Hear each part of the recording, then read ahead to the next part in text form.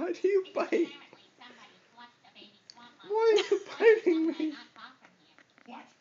Who would flush a baby swamp monster? Don't they know what would happen? Well, apparently it has happened, and now it's grown up and is attacking important businessmen. I'm an important businessman. Sounds like maybe a swamp What are you monster who needs to doing, produce Kitty? a little more.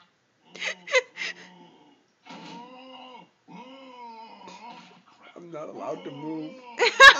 Swamp monster! Stop! Don't bite me. Quick, Peter, sign this legal document giving the company back to Daddy so you won't get eaten.